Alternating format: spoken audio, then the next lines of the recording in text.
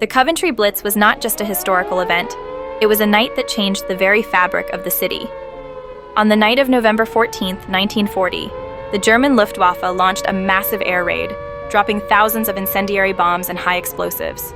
The city, particularly its industrial heart, was devastated. Factories, homes, and historic landmarks like Coventry Cathedral were reduced to rubble.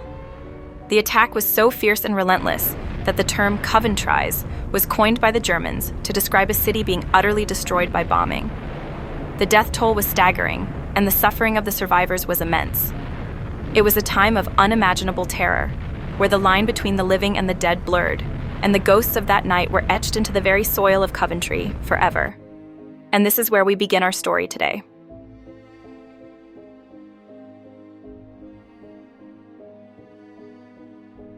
It was the summer of '76, one of the hottest summers ever recorded in the UK. My younger brother and I were eager to escape our routine. It was nearing the end of our summer holidays. Another week we would be starting a new term at our school. We both decided to put up a tent in the back garden. It was a huge expanse of grass that bordered a vast open field. This field, a historical patch of land near Coventry Colliery, still bore the faint scars of an old coal train track, a relic of the city's industrious past. At the bottom of our garden stood a 100-year-old oak tree, a silent sentinel watching over the land. We knew our house was only about 50 feet away and within easy reach. And we had an old outside toilet should we need to use it. It was our first time camping, but we were excited for an adventure. What could possibly go wrong? We pitched our old brown tent, the kind with the plastic ground sheet sewn in, 2 poles, and a couple of guidelines. We brought in our pillows, blankets, biscuits, crisps, and some pop. The house light barely reached the tent and gave the illusions of figures dancing and moving in the red moon's haze. As it got darker, around 10 p.m., we settled down for the night, my brother on one side of the tent and me on the other. The moon, now large and more orange than red, hung low in the sky, making the shadow of the oak tree stand tall on the grass. The hooting of the owl and the high-pitched calls of bats as they flew blindly in the night sky gave the night a special kind of ambiance. The warm summer air was no cooler than it had been during the day. The weatherman called those nights tropical nights, and in 1976, every night felt tropical. Although we'd taken blankets, they were to put under us, as we had no sleeping bags back then, only the old woolen blankets we doubled up for comfort. The city lights were a distant glow, but in the oppressive darkness of the garden, the silence felt heavy and strange.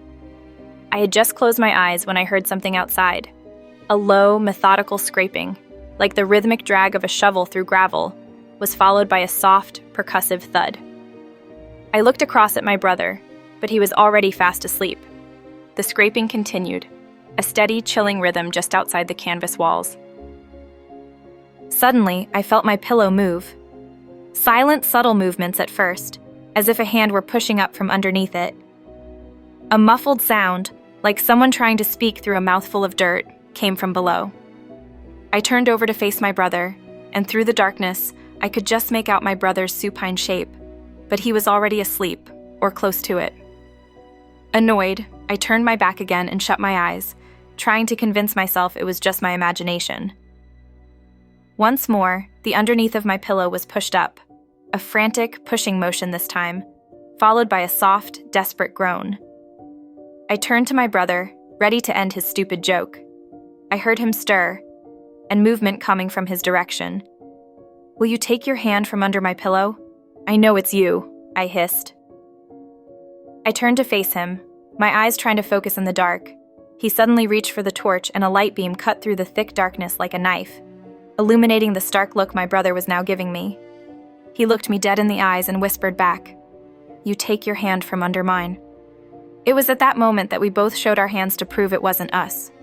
To our horror, both our pillows continued to move on their own, the restless, unseen hands pushing up from the earth beneath us. We left our blankets and snacks exactly where they were. Scrambling out of the tent, we ran like the devil himself was on our backs, not turning around to see what was behind us.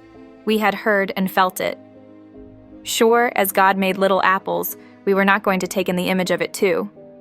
It was everyone for themselves, and I'm ashamed to admit, I got into the house first. If he hadn't have been so close behind me, I truly think he may have been sleeping in the outside privy that night, as I double-locked that door faster than you could say Jack Flash. We locked the doors and checked all the windows, and went to bed, the muffled sounds from the garden now a chilling memory. The next day we woke up to find the tent had been taken down in the middle of the night and neatly packed away. The blankets were folded, and the goldfish bowl we had taken in with us was safely on the table in the kitchen. My mother and father called the police, but nothing had been taken. Weeks later, the hauntings didn't just stay in the garden. They followed us.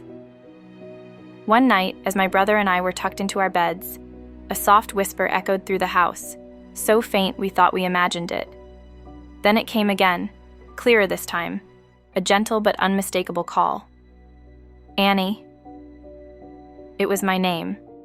The next moment, it was my brother's. John.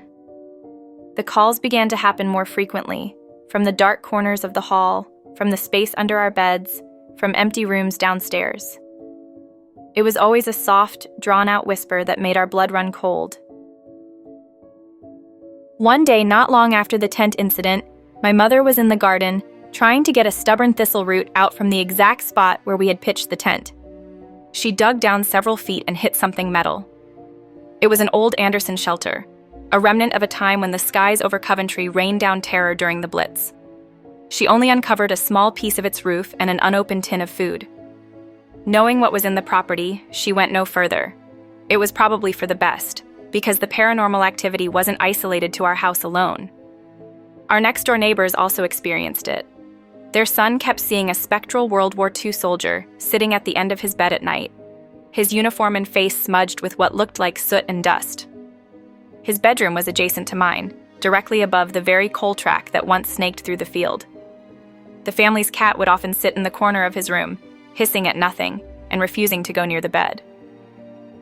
My own brother and I were too scared to even talk about our experience. We avoided the back garden entirely, but the strangeness didn't stop. Sometimes, late at night, we would hear a faint scratching coming from the floorboards directly under our beds, like someone was trying to claw their way out. The soldier from next door, my brother and I agreed, was a victim of the Coventry Blitz, a city scarred by fear and a past that had buried itself deep beneath our home. The stories were vague, but my grandfather would tell us tales of the 1940 Blitz, a night when the sky above Coventry was lit up with flames and the air raid sirens were constant. He said that the death count was high, and many of the bodies were never recovered, buried forever in the bombed-out Anderson shelters beneath the city. It was then we understood. The ghostly soldier wasn't just a memory of the war. He was part of a larger haunting, a lingering trauma from a night of hell. The scratching we heard under our beds, however, came from a different kind of horror. We realized it wasn't connected to the Blitz, but to a different local tragedy. The field behind our house was a known site for miners' train tracks, but it also sat near the historical Exhall Colliery. In 1915, a disastrous fire and gas leak at that mine tragically took the lives of several miners. The rhythmic scraping and muffled groans were not bombs falling, but the desperate, echoing sounds of trapped men trying to claw their way to a pocket of air, men who had died in the deep tunnels that crisscrossed beneath the surface. Sometimes, my brother and I would lie awake, listening to the soft whisper of voices from below, their words just out of reach, their agony a palpable weight in the darkness. What we didn't know then was that there were other, more recent tragedies on this land, adding more tormented souls to the chorus beneath our feet. A few streets over, the Holbrook Hotel, another local pub, was the site of a murder in 1965 and was forever nicknamed by the locals as the Strangler's Arms. The soft, desperate groan and frantic push from under our pillows wasn't just a trapped miner trying to find his way out. It was a man, murdered and buried beneath us. On some nights, the sound of a woman crying could be heard from the basement, a sound so faint it could have been the wind, but the sadness it carried felt heavy and real. Our house in Coventry was a junction of multiple tragedies, and we were trapped between the faint echo of two very different horrors, both buried deep beneath our home. But even as we pulled our blankets over our heads, I knew there was a third spirit with us, a colder, darker presence that had followed me since birth, since the day my mother tried to kill me. It wasn't the sound of bombs or the whisper of miners.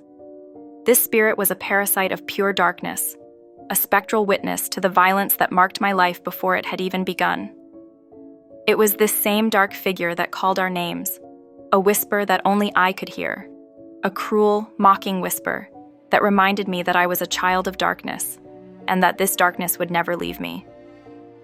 The house in Coventry may have been a portal, but maybe the tall, dark figure that had been with me from day one brought them to us, way, way back from some dark, foreboding place. Maybe it wasn't the house that was haunted, but more so, we were, and its games had just begun.